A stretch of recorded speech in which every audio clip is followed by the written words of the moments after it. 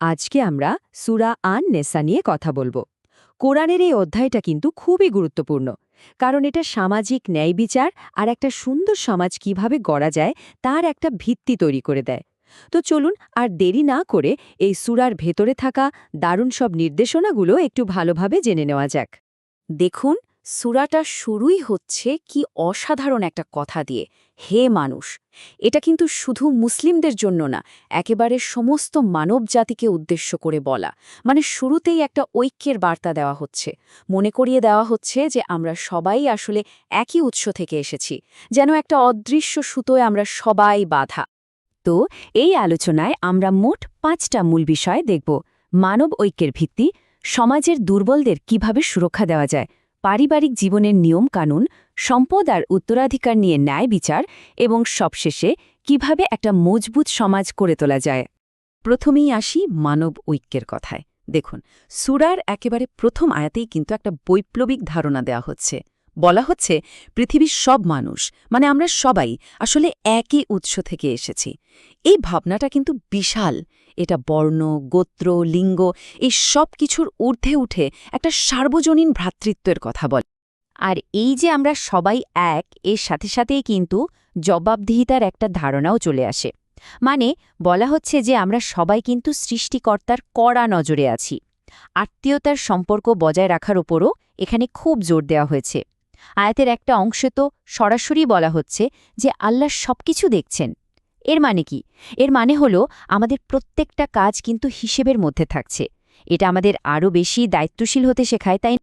আচ্ছা, এবার যে বিষয়টা নিয়ে কথা বলবো সেটা এই সূরার অন্যতম একটা মূল বার্তা, আর তা হলো সমাজের সবচেয়ে দুর্বলদের সুরক্ষা, বিশেষ করে এতিমদের অধিকার। এখানে খুব পরিষ্কার করে বলা হয়েছে যে কোনো এটিমের সম্পত্তি যদি কেউ অপব্যবহার করে, তবে সেটা একটা অনেক বড় পাপ। এই কথাটা কিন্তু পরের আয়াতে আসতে যাওয়া একটা মারাত্মক সতর্ক বার্তার জন্য আমাদের প্রস্তুত করে দেয়। একবার ভাবুন, কি ভয়ঙ্কর একটা কথা। যারা এতিমের সম্পত্তি অন্যায়ভাবে খায় তারা নাকি নিজেদের পেটে আগুন ভরছে। ভাষাটা এতটাই সরাসরি আর শক্তিশালী যে এটা শুনলেই বোঝা যায় এতিমের সম্পদ নষ্ট করাকে কতটা গুরুত্বপূর্ণ পাপ হিসেবে দেখা হচ্ছে। এটা কোনো সাধারণ ভুল না, এর পরিণতির ভয়াবহতা বোঝানোর জন্যই এই উপমাটা ব্যবহার করা হয়েছে। তো শুধু ভয় দেখানোই কিন্তু শেষ নয়, এখানে অভিভাবকদের জন্য একদম সুনির্দিষ্ট কিছু দায়িত্বও ঠিক করে দেওয়া হয়েছে। যেমন এতিম যখন বড় হবে, তার বিচার বুদ্ধি হয়েছে কিনা সেটা পরীক্ষা করে সাথে সাথে তার সম্পত্তি ফিরিয়ে দিতে হবে। আবার তাদের ভালো সম্পত্তির সাথে নিজের খারাপ সম্পত্তি বদলানো যাবে না। অভিভাবক যদি আর্থিকভাবে সচ্ছল হন, তাহলে এতিমের সম্পত্তি থেকে কোনো পারিশ্রমিক নিতে নিষেধ করা হয়েছে। আর যদি তিনি অভাবী হন, তাহলে শুধু ন্যায্য পরিমাণ নিতে পারবেন। সবশেষে সম্পত্তি ফিরিয়ে দেওয়ার সময় সাক্ষী রাখতে বলা হয়েছে, যাতে সবকিছু স্বচ্ছ থাকে। দেখুন, প্রত্যেকটা নিয়মই কিন্তু ন্যায় বিচার আর স্বচ্ছতা নিশ্চিত করার জন্য। এবার আমরা এমন একটা অংশে আসছি যেটার জন্য এই সূরার নামই হয়েছে আন-নিসা, মানে নারীগণ। তো বুঝতেই পারছেন, এখানে পারিবারিক জীবন, বিবাহ, দেনমোহর আর স্বামী স্ত্রীর সম্পর্ক নিয়ে বিস্তারিত আলোচনা আসবে। চলুন দেখি কিভাবে ন্যায় বিচার আর দয়ার ভিত্তিতে এই সম্পর্কগুলো গড়ে তোলার কথা বলা হয়েছে। এখানে একটা খুব গুরুত্বপূর্ণ বিষয় নিয়ে কথা বলা হয়েছে, আর সেটা হলো একাধিক বিয়ে। খেয়াল করে দেখুন, অনুমতিটা কিন্তু শর্ত সাপেক্ষ। বলা হচ্ছে 2, 3 বা 4 জনকে বিয়ে করা যেতে পারে, কিন্তু সবচেয়ে বড় শর্তটা হলো সব স্ত্রীর প্রতি সমান ন্যায় বিচার করতে হবে। আর যদি মনে হয় যে ন্যায় বিচার করা সম্ভব হবে না, তাহলে কি করতে হবে? নির্দেশনা একদম পরিষ্কার, তাহলে মাত্র একজনকেই বিয়ে করা উচিত, কারণ মূল লক্ষ্যটাই হলো অবিচার এড়ানো। এরপর আসছে দেনমোহর বা মাহরের কথা। এটা কিন্তু কোনো উপহার বা প্রথা নয়, এটা একজন নারীর অধিকার।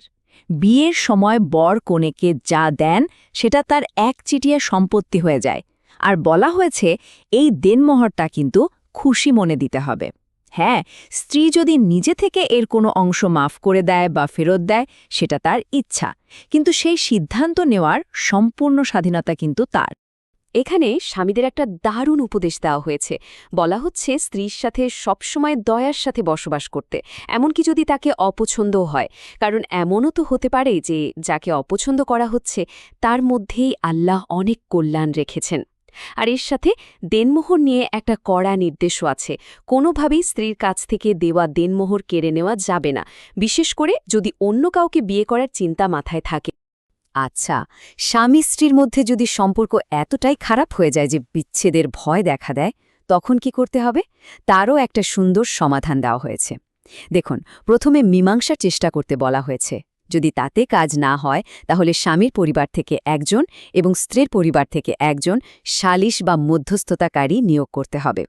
আর সবচেয়ে সুন্দর কথাটা হলো, যদি দুই পক্ষই মন থেকে সমাধান চায়, তাহলে আল্লাহ তাদের মধ্যে মিল করিয়ে দেবেন। মানে সম্পর্কটা ভাঙার আগে সমাধানের জন্য একটা প্রাতিষ্ঠানিক ব্যবস্থার কথা বলা হচ্ছে। পারিবারিক জীবনের পর এবার আমরা আসব সম্পদ আর উত্তরাধিকারের মতো একটা জটিল কিন্তু খুবই গুরুত্বপূর্ণ বিষয়। সত্যি বলতে, সূরা আন-নিসা উত্তরাধিকার নিয়ে এমন কিছু বিস্তারিত আর বৈপ্লবিক আইন দিয়েছে যা সেই সময়ে নারীদের অর্থনৈতিক অধিকারকে একটা প্রাতিষ্ঠানিক স্বীকৃতি দিয়েছিল। তো প্রশ্নটা হলো, মৃত্যুর পর সম্পদ আসলে কিভাবে ভাগ করা হবে? চলুন পরের স্লাইডে এই জটিল বিষয়টার একটা সহজ চিত্র দেখার চেষ্টা করি। দেখুন, এখানে মূল বিষয়টা হলো, কে কতটুকু সম্পত্তি পাবে তা কিন্তু নির্দিষ্ট করে দেওয়া হয়েছে। এটা কারো ইচ্ছার উপর নির্ভর করে না। যেমন ছেলে আর মেয়ে থাকলে ছেলে মেয়ের দ্বিগুণ পাবে, আবার যদি শুধু এক মেয়ে থাকে সে পাবে অর্ধেক। দুজন বা তার বেশি মেয়ে থাকলে তারা পাবে মোট সম্পত্তির 3 ভাগের 2 ভাগ। বাবা, মা, স্বামী, স্ত্রী সবার জন্যই কিন্তু এমন নির্দিষ্ট অংশ ঠিক করা আছে।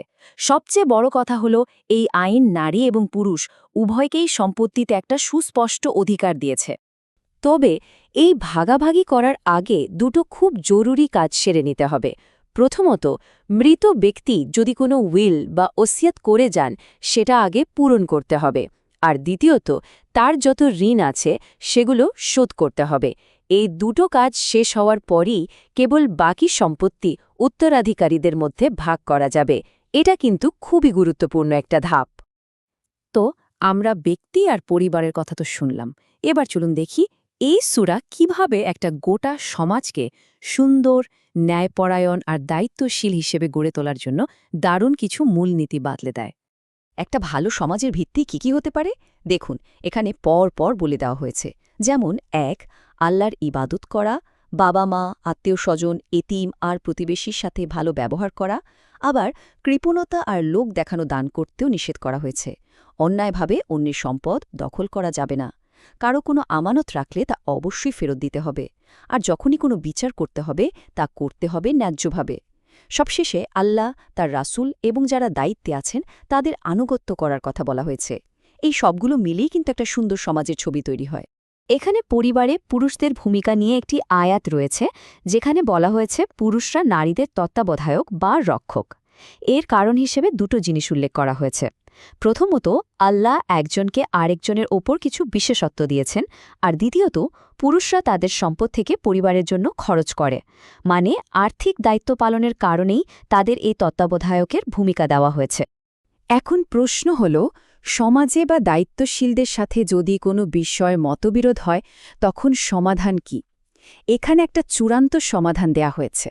বলা হচ্ছে, যে কোনো বিতর্কের ক্ষেত্রে বিষয়টাকে আল্লাহ এবং তার রাসূলের নীতির দিকে ফিরিয়ে নিয়ে যেতে হবে। এটাই হল ন্যায়বিচার আর শৃঙ্খলা বজায় রাখার মূল ভিত্তি। আর এই আলোচনার শেষে সূরা আন-নিসারে একটা গভীর প্রশ্ন দিয়ে ইতি টানছি। আয়াতে বলা হচ্ছে, তবে কি তারা কুরআন নিয়ে গভীরভাবে চিন্তা করে না? যদি এটা আল্লাহ ছাড়া অন্য কারো কাছ থেকে আসত, তবে তারা এর মধ্যে অনেক অসামঞ্জস্য খুঁজে পেত। এই প্রশ্নটা আসলে আমাদের সবার জন্য। এই গ্রন্থের বার্তা আর এর ভেতরের সামঞ্জস্য নিয়ে চিন্তা করার একটা দারুণ আমন্ত্রণ।